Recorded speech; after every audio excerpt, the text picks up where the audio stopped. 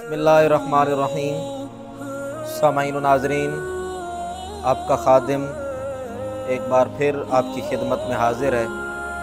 आज अल्हम्दुलिल्लाह हमारी तजवीद व क़िराअत की 9वीं क्लास है और आज हमने सिर्फ़ 2 चीज़ें सीखनी हैं। लंबा लेक्चर नहीं है और मेरी कोशिश यही होती है कि 3 से 4 मिनट में हमें कोई सबक हासिल हो जाए। कुरान मजीद जब पढ़ते हैं तो एक आता है नून कुतनी, कुतनी कौफ तो नून या के साथ। वो नून जो हम देखते हैं अक्सर अल्फाज के दरमियान एक छोटा सा नून पड़ा होता है या 2 आयात के दरमियान आता है, 2 लफ्ज़ों के दरमियान या 2 आयात के दरमियान एक छोटा सा नून आता है, उसे कहते हैं नून कुतनी। अब जब हम उन दोनों लफ्ज़ों को मिलाकर पढ़ेंगे या दोनों आयात को मिलाकर पढ़ेंगे तो फिर हम उस नून को पढ़ेंगे, वरना जब हम उस लफ्ज़ पे रुक जाते हैं या उस आयत के ऊपर हम ठहर जाते हैं तो फिर उस नून को पढ़ने की ज़रूरत नहीं है, बल्कि हम उस नून को छोड़ देंगे, अगली आयत और अगले लफ्ज़ से शुरू करेंगे। एक मिसाल मैं आपको दे देता हूँ, सूरतुल मुल्क है, अब पहली आयत पढ़ेंगे ना, बिस्मिल्लाहिर्रहमानिर्रहीम। पहली आयत जहाँ पे ख़त्म होती है वो ज़रा समाअत करें। तबारकल्लज़ी बियदिहिल मुल्कु व हुवा अला कुल्लि शैइन क़दीरुल्लज़ी खलक़ल मौत।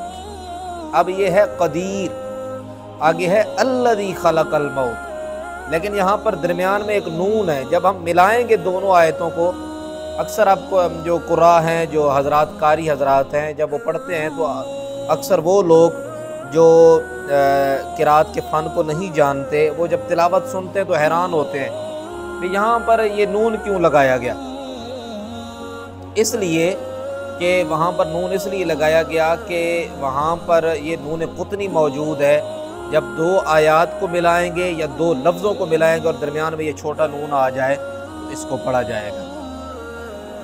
इसी तरीक़े से दूसरी चीज़ है कि आप अक्सर देखते हैं सौद के ऊपर सीन आता है छोटा सा, वहाँ पर कई हज़रात परेशान हो जाते हैं कि यहाँ पर सौद पढ़ें या सीन पढ़ें। आप लफ्ज़ देखेंगे वयबसुतु, इसी तरह मुसैतिरून, ये जगह पर तो जो हमारे क़िराअत के फ़न के जो माहिरीन हैं, जो हमारे हज़रात उलमा हैं जो कि फ़न क़िराअत को जानते हैं, वो लिखते हैं कि ये दोनों पढ़ने यहाँ पर जायज़ हैं।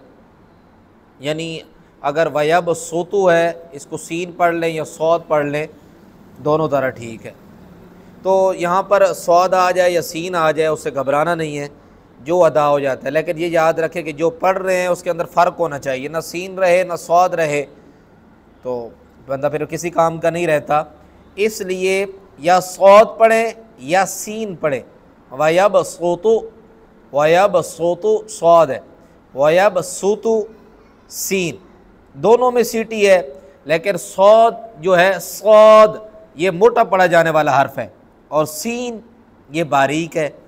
तो हमें इन दोनों के अंदर फ़र्क करना होगा और अल्लाह ताला से दुआ है अल्लाह ताला हमें इल्म नाफ़िया अता फ़रमाए और हमारे इल्म में अल्लाह ताला इजाफ़ा करे। और मैं हर रोज़ अल्हम्दुलिल्लाह कोशिश करता हूँ कि वो बात को इस तरह बयान किया जाए या वो टॉपिक आपके लिए लेके आया जाए जो हमारे लिए ज़रूरी है, वरना ये जो फ़न तजवीद है, फ़न क़िराअत, ये एक पूरा समुंदर है। ये एक अपने अंदर एक अलहदा जो है वो एक जामियत रखता है।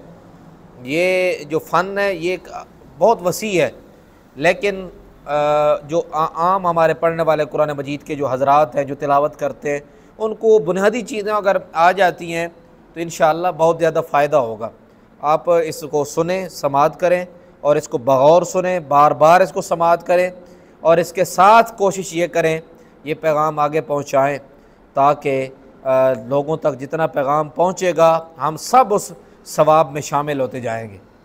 तो ये जिस तरह हम एक इन्वेस्टमेंट करते हैं और एक मुकम्मल मिलकर हम जब चलते हैं किसी भी काम में, जब हम मिलते हैं तो एक इज्तिमा बनता है तो उसका सवाब सबको हासिल होता है, यानी उसका फ़ायदा सबको मिलता है। इसी तरह जब हम ये नेक काम में शरीक होते हैं आगे पैगाम पहुँचाते हैं तो उसका फ़ायदा भी सबको होता है। अल्लाह ताला से दुआ है, अल्लाह ताला मेरी ये कोशिश अपनी बारगाह में कबूल करे। वस्सलाम।